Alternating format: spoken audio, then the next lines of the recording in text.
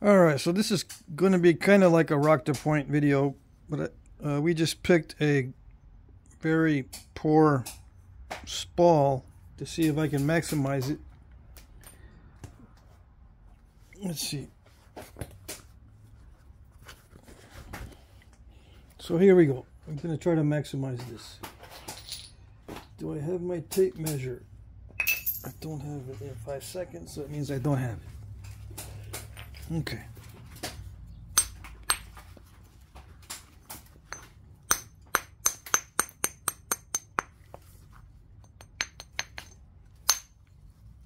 Oh, we have a tape measure. Magically appeared out of nowhere.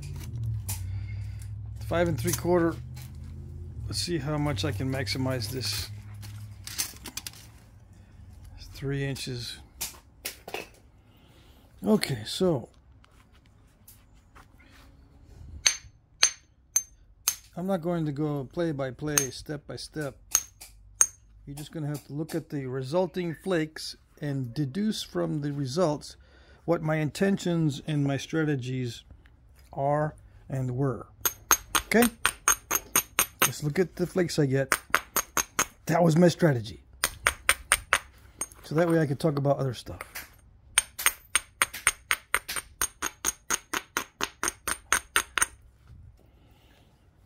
So, what have I been doing lately? I've been gathering up hides and hooves and cane, reeds. I've been gathering up materials to make stuff on video. Yes, yes, yes. Because that's my main issue, is materials. The hardest thing for me to do is obtain good materials. I got some bow staves as well. All kinds of stuff.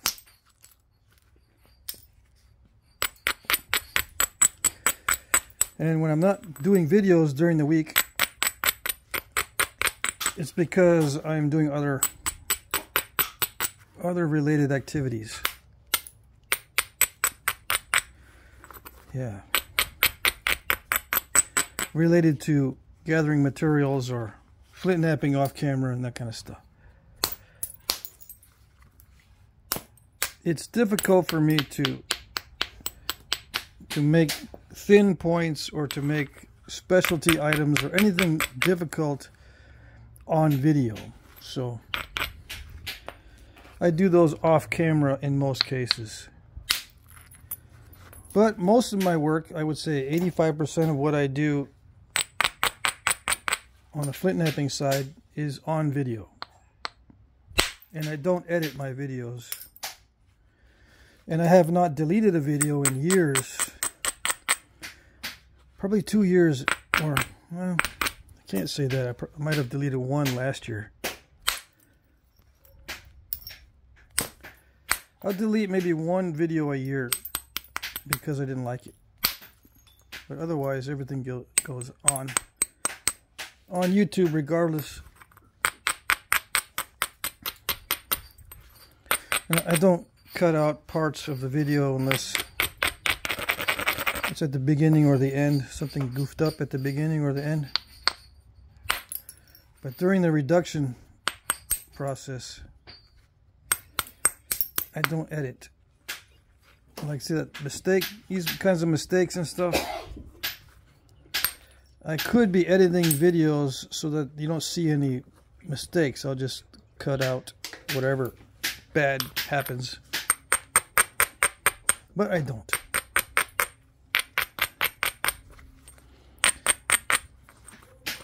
And don't worry what type of rock this is, because I don't have any more and you're not able to get it on your own. So it doesn't do you any good to know what kind of rock it is. Yeah. I'm kidding. But it's partially true. This is some kind of Amoeba Chert from Texas. Not easy to get. And not all of this is high quality stuff. This one is not bad. This is good quality stuff. For being raw, this is good quality. Alright, so 5 1/8. I don't know what it was to begin with. We're still, oh, we're close to 3. 2 3/4.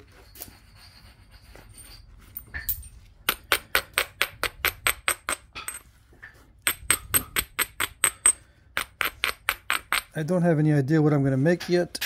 Is this going to be a rock to point? It is, yes.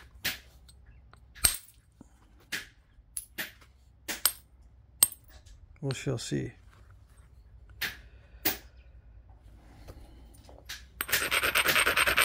The stone is a little bit crackly, so I might not be able to get long flakes. Oh, that wasn't too bad.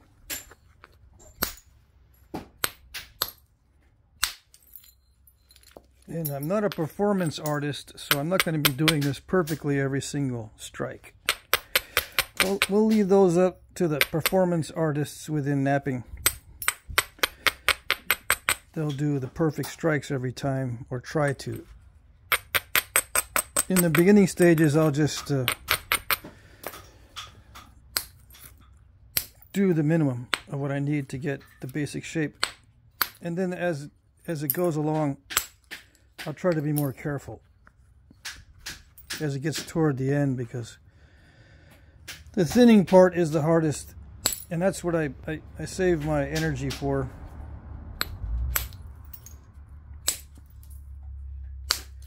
I pace myself. I don't really spend too much energy thinking about my strikes in the beginning. So where I'm hitting is not in the beginning, where I'm hitting is not exactly the best places, in not exactly the best ways, with not exactly the best techniques. But as it gets thinner, I need to be more careful. So if you're new to the channel, you're watching the first 5 minutes and you're going, this guy has no idea what he's doing. It's because I'm not paying too much attention to the performance side. Like I said, I'm not a performance artist. I will take shortcuts, I will experiment, and I will do stupid knapping in the beginning just to get it roughed out and save the hard work for last. Okay? Okay.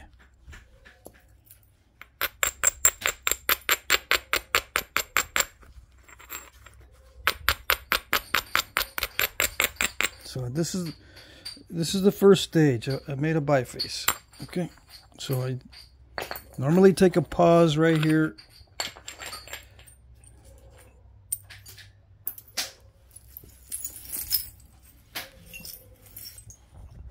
It helps me with the video as well, because I can keep track of the clock better if I take little pauses. If I zone out, I lose track of time because of the ADHD.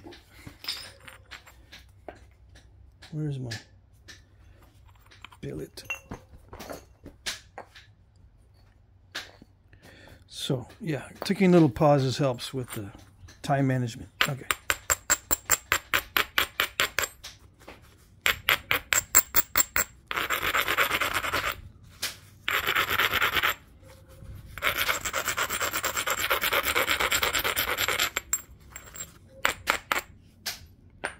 I don't always use boppers. I've just been using boppers lately.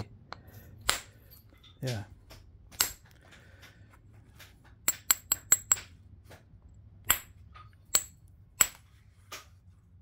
I use all kinds of different tools for flint knapping.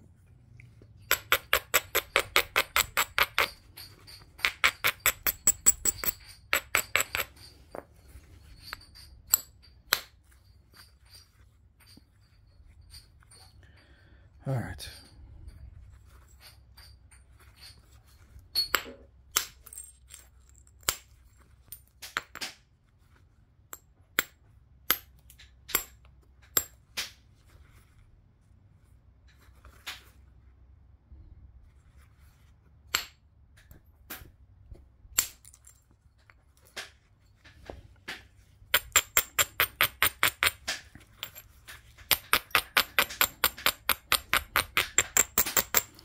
So what do I have in the works? What my next focus outside of Flintknapping is making arrows. I need to start making more arrows, shooting more arrows.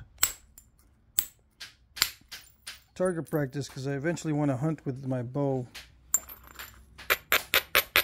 So I got to be making lots of arrows. Trying to get back into the swing of things with the archery.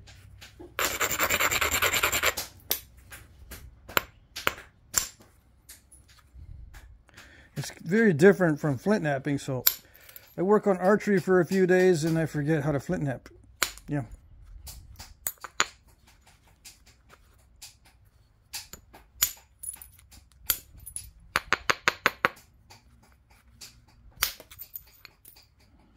Alright, so one side is pretty well flattened out. Now, I'm going to take away the turtleback.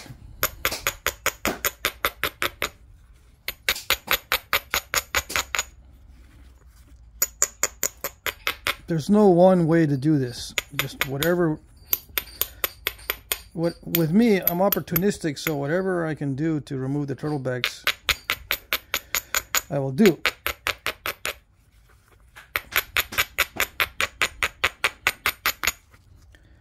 I will do pretty much everything except the perfect methods, which I don't know what they are. Okay.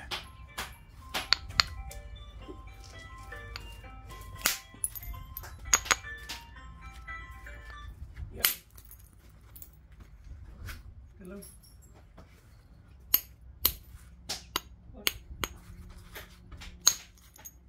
Yeah, if there's a perfect way to remove the turtleback, I don't know what it is. There's many different ways. Right now, I'm kind of whittling it down little by little, and then I'll probably take a big flake here in a minute.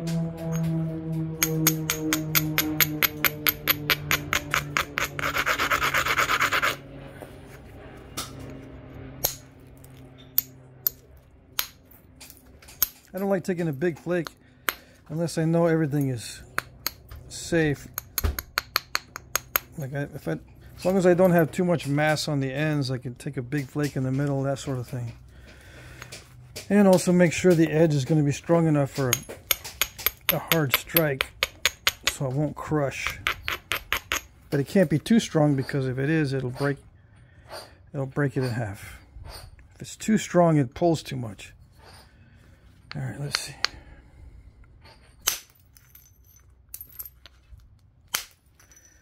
One, two, let's see how many licks it takes to get to the center of this Tootsie Pop. So far, 2, 3. 3 licks to get to the center of that Tootsie Pop. Alright, so now it's just secondary thinning. It doesn't need to get thinner than this if I wanted to make a knife or something. So I call it secondary thinning. When you thin it down a little bit less than what it needs for, you know, for utility's sake, it doesn't need to be thinner than this. But I can make it thinner, and they used to make it thinner in the past, because it does make it easier to resharpen when it's very thin. You don't have to have skill. If it's already really thin, you don't have to have skill in thinning. You can hand it off to someone else, and if it's already thin, they can just sharpen the edge and then just continuously sharpen the edge without worrying about thinning. The thinning is what requires the skill, not the sharpening.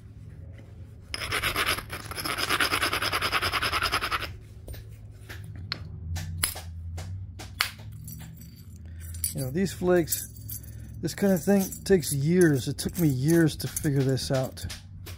How to do that without overshot. Because we all know on this channel, overshots are not good. No, there is absolutely no reason to get one on purpose, because they will always remove material that you could have utilized otherwise.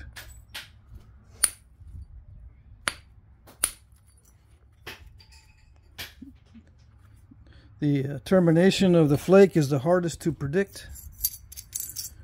All right, the termination of the flake is the hardest to predict. Like this, the termination is this side. It's the hardest to predict, this right there. So if you're thinking that you're able to control the flake by seeing that you did a controlled termination of the flake, you're fooling yourself. Much of that termination morphology is luck. It's just happenstance.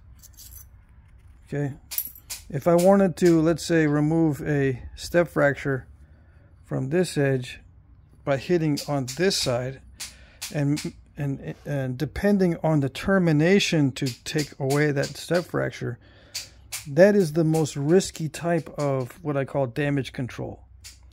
What you want to do is you want to hit close by the obstacle. You don't want to use the termination of the flake to create a favorable situation.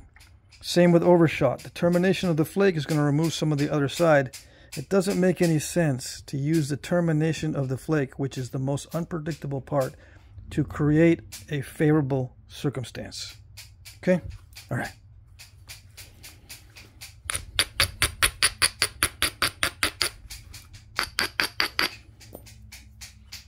Let's see.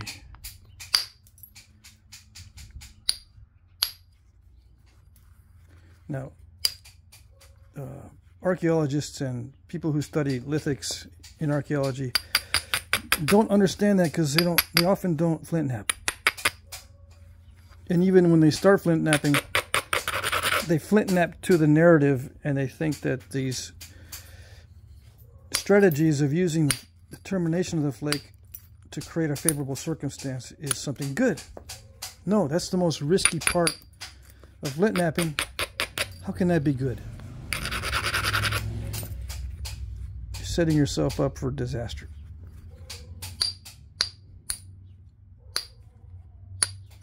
But if you don't care about waste, then maybe.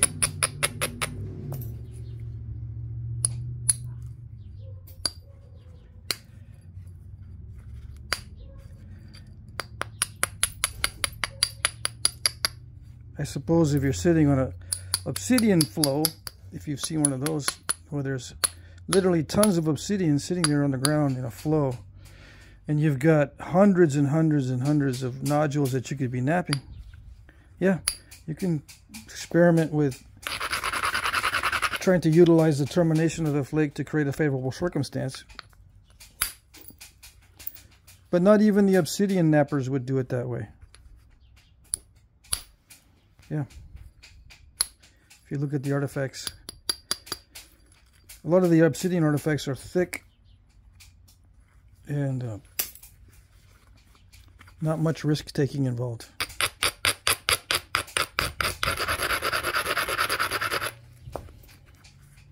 Okay. So yeah, this it's taken me years to figure out how to do flakes like that.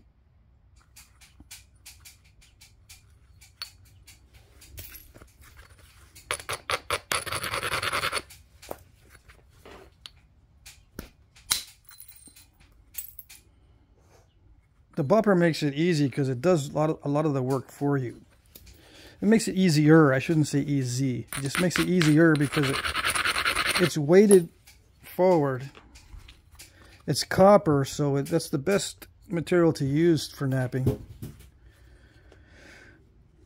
And it's comfortable, you know, so lots of advantages. Of course, the material is good as well. It's not putting up a fight.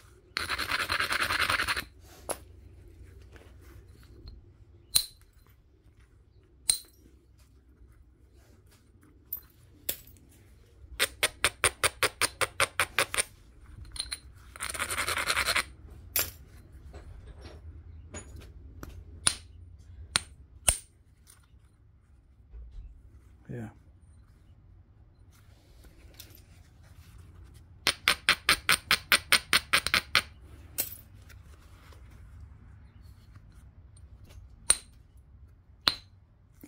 Okay, we'll stop right there at that. Let's see. Oh, let's see, 4 3/4 by 2, a little under 2. Let's do the, oh, we don't have millimeters on this tape measure. I don't like doing the width to thickness ratio without metric. Let's see, hold on.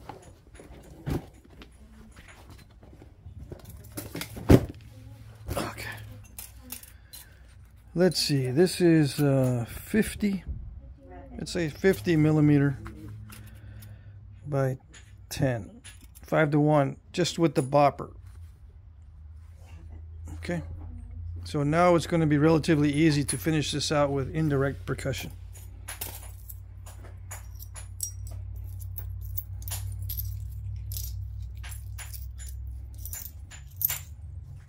I'm picking through this to get some flakes I might be able to use for little bird points. Let me see, can I show them that bird point, or you put it away? Okay, yeah, I made a bird point for a friend of mine, and it's already put away, but I'll make a little bird point on video soon. Yeah. All right, we'll cut it here at 20 minutes and continue on the next segment. Okay.